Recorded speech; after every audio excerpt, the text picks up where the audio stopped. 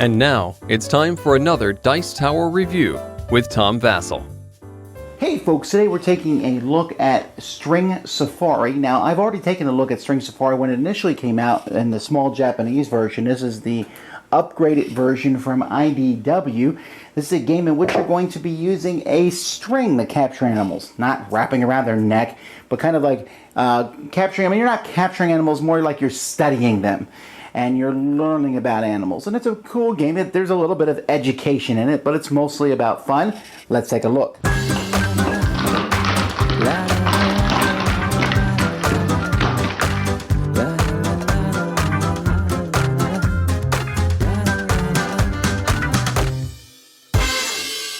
At the beginning of the game, you're going to put out this one string here. Now, this string is pretty good quality string. It's kind of like a solid yarn, almost shoelace style, okay? It has some pull to it. And you're going to put it out to set up the size of the board.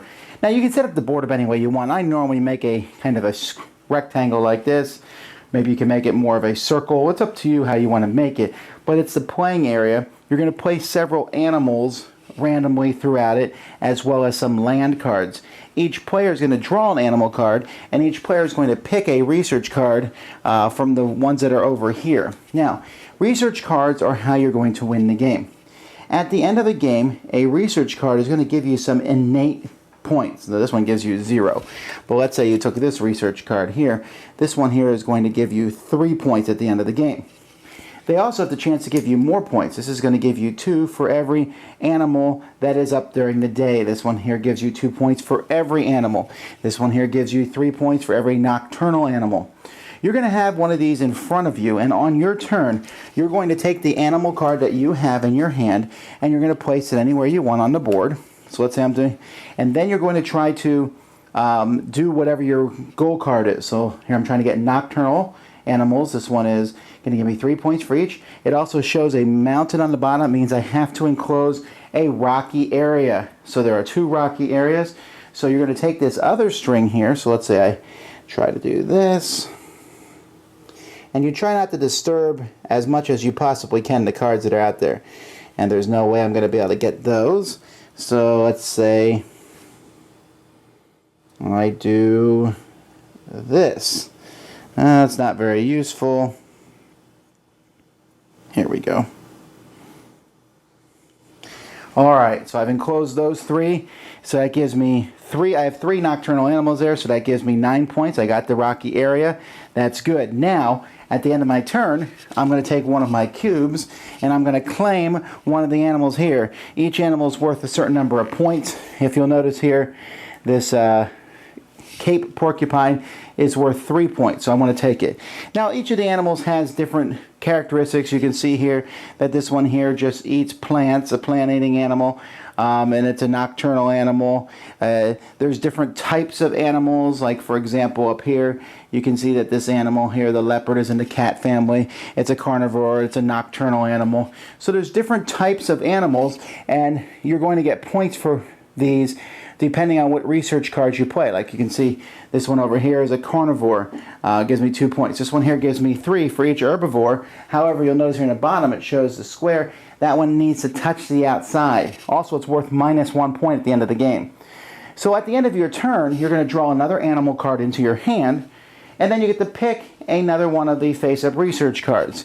So you're going to be taking new research cards. You're going to look at your hand basically to see what's in it, but you're also going to look at what's out on the board. You won't score points for any animal that someone else has claimed, so animals will be being claimed as time goes by. This is going to go around for a few rounds. After that, players are going to score. You already will be having kept track of your points up here on the scoreboard for the ones that you've enclosed over the course of the game. You will also get points for each card you've taken, and you'll get points for each animal that you've claimed. Whoever has the most animals, most points, is the winner.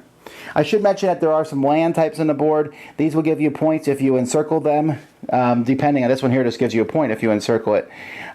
This one here, the grassland, gives you 2 points as long as you've also encircled an herbivore. So there's different kinds of lands that will also give possible bonus points. Now, I already really enjoyed this game when the Japanese version came out. This was the sequel to String Railways, which was a game about using strings to connect trains, which I thought was a good idea. Here, you're using a string to wrap around animals, and it's really entertaining. It's fun. There's one negative caveat I'll have to the game, and that is there is that person who's going to sit there and go, and they're going to try to stretch the string to go around cards, and it'll take forever trying to make it fit, and you'll say, there's no way you can fit that card in, but they'll say, let me try anyway. So you might need a timer for that particular person, or to say, look, you can't do it, stop now. Other than that, though, it's very fun. You're just simply sitting there trying to get the most points. You're trying to figure out a goal card. Okay, this one's going to give me 3 points straight up, and then it might give me another 4 or 5 points, and you're trying to get the most points. But also, when you enclose the animal, which animal is going to give you the most points? So you're trying to do that also. And also, you might want to take an animal that other players will try to get in their grouping, thus effectively robbing them of points. There's one land you can claim. You don't get any points, but then you get to draw 2 cards on your next turn, 2 animal cards, which gives you a chance to maybe do a little bit more. I like the idea of the game. The new artwork is really well. The strings are good quality. There's cubes and all, and the cards are smallish, but they need to be for how well this game needs to fit on the table.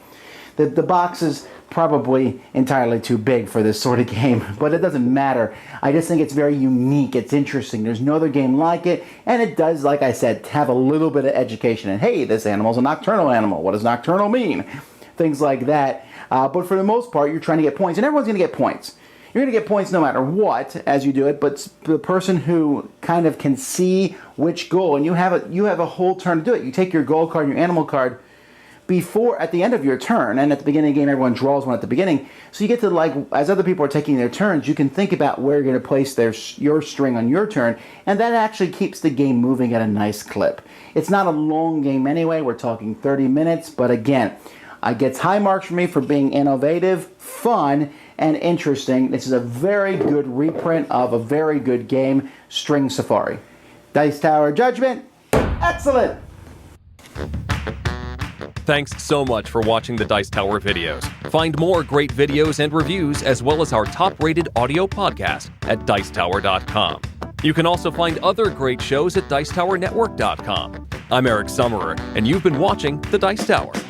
The Dice Tower is sponsored by Cool Stuff Inc., where you can find great games for great prices. Cool stuff in stock. Check them out at CoolStuffInc.com. Κλείσε την πόρτα.